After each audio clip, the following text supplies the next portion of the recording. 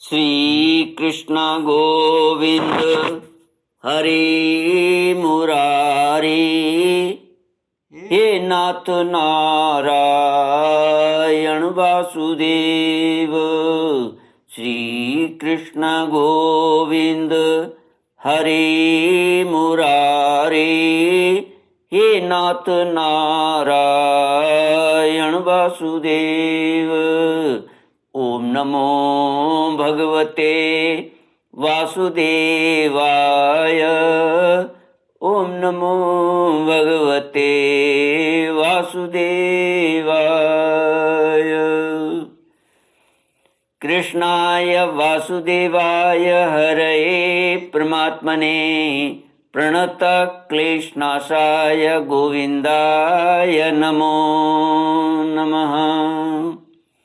सच्चिदानन्दरूपाय विश्वोत्पत्त्यादिहेतवे तापत्रयविनाशाय श्रीकृष्णाय वयं नमः।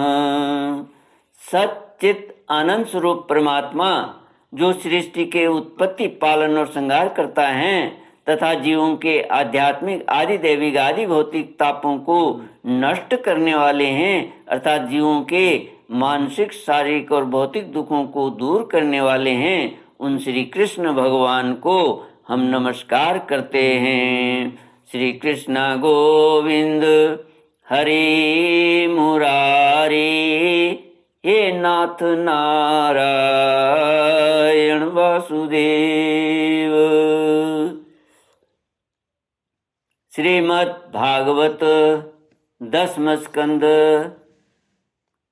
भगवान श्री कृष्ण के पत्नियों के साथ लीला विहार करना। 10वां स्कंद 90वां अध्याय श्लोक 27 से। श्री शुक उवाच या संपर्यचरन् प्रेम्णा पाद संवाहनादिभिः जगद्गुरुं भर्तृबुद्ध्या तासां किं वर्ण्यते तपः। एवं वेदोदितं धर्मम् अनुतिष्ठन् सतां गतिः। गृहं धर्मार्थ कामानां मुहुश्चादर्शयत पदम्। श्री सुखदेव जी महाराज कहते हैं, परीक्षित, जिन बड़ भागिनी स्त्रियों ने जगत गुरु भगवान श्री कृष्ण को अपना पति मानकर परम प्रेम से उनके चरण कमलों को सहलाया, उन्हें नहलाया, धुलाया, खिलाया, पिलाया, तरह तरह से उनकी सेवा की, उनकी तपस्या का वर्णन तो भला किया ही कैसे जा सकता है। परीक्षित, भगवान श्री कृष्ण सत्पुरुषों के एकमात्र आश्रय हैं। उन्होंने वेदोक्त धर्म का बार बार आचरण करके लोगों को यह बात दिखला दी कि घर ही धर्म, अर्थ और काम साधन का साधन है। इसलिए वे गृहस्थोचित श्रेष्ठ धर्म का आश्रय लेकर व्यवहार कर रहे थे। परीक्षित, मैं तुमसे कह ही चुका हूं कि उनकी रानियों की संख्या थी 16,108। उन श्रेष्ठ स्त्रियों में से रुक्मिणी आदि 8 पटरानियों और उनके पुत्रों का तो मैं पहले ही क्रम से वर्णन कर चुका हूँ। उनके अतिरिक्त भगवान श्री कृष्ण की और जितनी पत्नियां थी उनसे भी प्रत्येक के 10-10 पुत्र उत्पन्न किए। यह कोई आश्चर्य की बात नहीं है, क्योंकि भगवान सर्वशक्तिमान और सत्य संकल्प हैं। भगवान के परम पराक्रमी पुत्रों में 18 तो महारथी थे, जिनका यश सारे जगत में फैला हुआ था। उनके नाम मुझसे सुनो।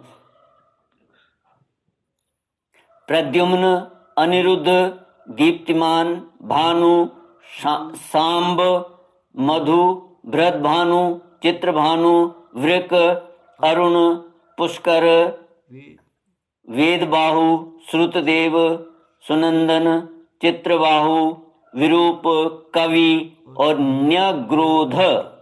राजेंद्र, भगवान श्री कृष्ण के इन पुत्रों में भी सबसे श्रेष्ठ रुक्मिणी नंदन प्रद्युम्न थे। वे सभी गुणों में अपने पिता के समान ही थे। महारथी प्रद्युम्न ने रुक्मी की कन्या से अपना विवाह किया था। उसी के गर्भ से अनिरुद्ध का जन्म हुआ था। उनमें 10,000 हाथियों का बल था। रुक्मी के दौहित्र अनिरुद्ध जी ने अपने नाना की पोती से विवाह किया था। उसके गर्भ से वज्र का जन्म हुआ। ब्राह्मणों के शाप से पैदा हुए। मूसल के द्वारा यदुवंश का नाश हो जाने पर एकमात्र वे ही बच रहे थे। वज्र के पुत्र हैं प्रतिबाहु, प्रतिबाहु के सुबाहु, सुबाहु के शांतसेन और शांतसेन के शतसेन। परीक्षित, इस वंश में कोई भी पुरुष ऐसा न हुआ जो बहुत सी संतान वाला न हो तथा जो निर्धन, अल्पायु और अल्प शक्ति हो। वे सभी ब्राह्मणों के भक्त थे। परीक्षित, यदुवंश में ऐसे ऐसे यशस्वी और पराक्रमी पुरुष हुए हैं जिनकी गिनती भी हजारों वर्षों में पूरी नहीं हो सकती। मैंने ऐसा सुना है कि यदुवंश के बालकों को शिक्षा देने के लिए 3,88,00,000 आचार्य थे। ऐसी स्थिति में महात्मा यदुवंशियों की संख्या तो बताई ही कैसे जा सकती है। स्वयं महाराज उग्रसेन के साथ एक नील के लगभग सैनिक रहते थे। परीक्षित, प्राचीन काल में देवासुर संग्राम के समय बहुत से भयंकर असुर मारे गए थे। वे ही मनुष्यों में उत्पन्न हुए और बड़े घमंड से जनता को सताने लगे। उनका दमन करने के लिए भगवान की आज्ञा से देवताओं ने ही यदुवंश में अवतार लिया था। परीक्षित, उनके कुलों की संख्या 101 थी। वे सब भगवान श्री कृष्ण को ही अपना स्वामी एवं आदर्श मानते थे। जो यदुवंशी उनके अनुयायी थे, उनकी सब प्रकार से उन्नति हुई। यदुवंशियों का चित्त इस प्रकार भगवान श्री कृष्ण में लगा रहता था कि उन्हें सोने, बैठने, घूमने फिरने, बोलने, खेलने और नहाने धोने आदि कामों में अपने शरीर की भी शुद्धि न रहती थी। वे जानते ही न थे कि हमारा शरीर क्या कर रहा है। उनकी समस्त शारीरिक क्रियाएं यंत्र की भांति अपने आप होती रहती थीं। श्री कृष्ण गोविंद हरे मुरारे, हे नाथ नारायण वासुदेव।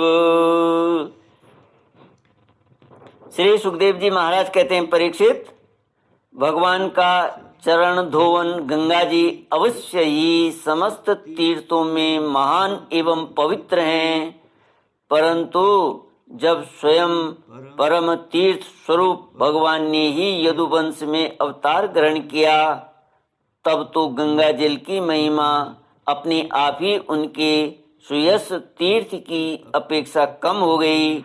भगवान के स्वरूप की यह कितनी बड़ी महिमा है कि उनसे प्रेम करने वाले भक्त और द्वेष करने वाले शत्रु दोनों ही उनके स्वरूप को प्राप्त हुए। जिस लक्ष्मी को प्राप्त करने के लिए बड़े बड़े देवता यत्न करते रहते हैं, वे ही भगवान की सेवा में नित्य निरंतर लगी रहती हैं। भगवान का नाम एक बार सुनने अथवा उच्चारण करने से ही सारे अमंगलों को नष्ट कर देता है। ऋषियों के वंशजों में जितने भी धर्म प्रचलित हैं, उनके संस्थापक भगवान श्री कृष्ण ही हैं। वे अपने हाथ में काल स्वरूप चक्र लिए रहते हैं। परीक्षित, ऐसी स्थिति में वे पृथ्वी का भार उतार देते हैं। यह कौन सी बड़ी बात है।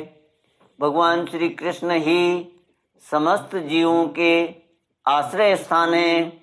यद्यपि वे सदा सर्वदा सर्वत्र उपस्थित ही रहते हैं, फिर भी कहने के लिए उन्होंने देवकी जी के गर्भ से जन्म लिया। यदुवंशी वीर पार्षदों के रूप में उनकी सेवा करते रहते हैं। उन्होंने अपने भुजबल से अधर्म का अंत कर दिया है। परीक्षित, भगवान स्वभाव से ही चराचर जगत का दुख मिटाते रहते हैं। उनका मंद मंद मुस्कान से युक्त सुंदर मुखारविंद व्रज स्त्रियों और पुर स्त्रियों के हृदय में प्रेम भाव का संचार करता रहता है। वास्तव में सारे जगत पर वही विजयी हैं। उन्हीं की जय हो, जय हो। परीक्षित,